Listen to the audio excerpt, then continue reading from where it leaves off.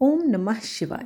नमस्कार दोस्तों, आप समस्त श्रोतागण का आपके YouTube चैनल जीवन अमृत पर हार्दिक अभिनंदन है। सुख और शांति समृद्धि की मंगल कामना के साथ आपके परिवार और आपको मौनी अमावस्या की हार्दिक शुभकामनाएं। आज की वीडियो में आप रसपान करेंगे मौनी अमावस्या की कथा का।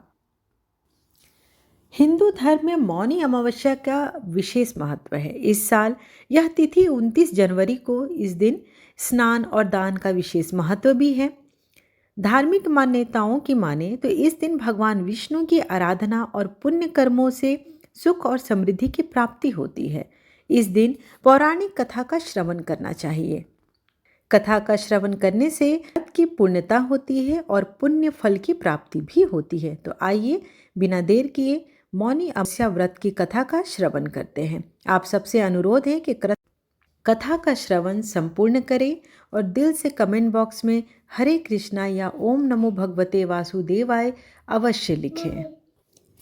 कांचीपुरी में एक ब्राह्मण रहता था। उसका नाम देवस्वामी था और उसकी पत्नी का नाम धनवती था। उसको 7 पुत्र तथा एक पुत्री थी। पुत्री का नाम गुणवती था। ब्राह्मण के ने 7 पुत्रों का विवाह करके बेटी के लिए वर खोजने अपने सबसे बड़े पुत्र को भेजा। उसी दौरान किसी पंडित ने पुत्री की जन्म कुंडली देखी और बताया कि सप्तपदी होते हैं यह कन्या विधवा हो जाएगी। तब उस ब्राह्मण ने पंडित से पूछा कि पुत्री के इस वैधव दोष को निवारण के लिए क्या कोई उपाय है। पंडित ने कहा, सोना का पूजन करने से वैधव्य दोष दूर होगा। फिर सोना का परिचय देते हुए उसने बताया कि वह एक धोबिन है। उसका निवास स्थान सिंघल द्वीप है। उसे जैसे तैसे प्रसन्न करो और गुणवती के विवाह से पूर्व उसे यहाँ बुला लो। तब देवस्वामी का सबसे छोटा लड़का बहन को अपने साथ लेकर सिंघल द्वीप जाने के लिए सागर तट पर चला गया। सागर पार करने की चिंता में दोनों एक वृक्ष की छाया में बैठ गए। उस पेड़ पर एक घोंसले में गिद्ध का परिवार रहता था। उस समय घोंसले में सिर्फ गिद्ध के बच्चे थे। गिद्ध के बच्चे भाई बहन के क्रियाकलापों को देख रहे थे। सायंकाल के समय उन बच्चों की माँ आई तो उन्होंने भोजन नहीं किया। वह अपनी माँ से बोले, नीचे 2 प्राणी सुबह से भूखे प्यासे बैठे हैं। जब तक वे कुछ नहीं खा लेते तब तक हम भी कुछ नहीं खाएंगे।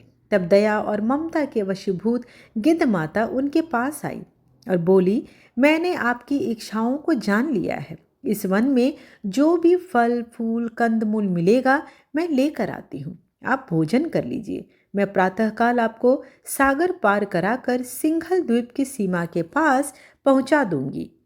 वे दोनों भाई बहन माता की सहायता से सोना के यहाँ जा पहुँचे। वे नित्य प्रातः उठकर सोना का घर झाड़ कर लीप देती थी।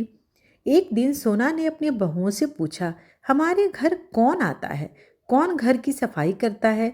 सबने कहा हमारे सिवाय, और कौन बाहर से इस काम को करने आएगा? किंतु सोना को उनकी बातों पर विश्वास नहीं हुआ। एक दिन उसने रहस्य जानना चाहा।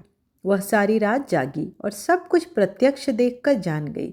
सोना का उन बहन भाई से वार्तालाप हुआ। भाई ने सोना को बहन संबंधी सारी बात बता दी।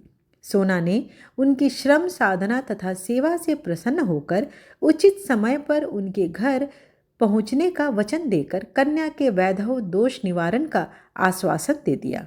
मगर भाई ने उससे अपने साथ चलने का आग्रह किया। आग्रह करने पर सोना उनके साथ चल दी।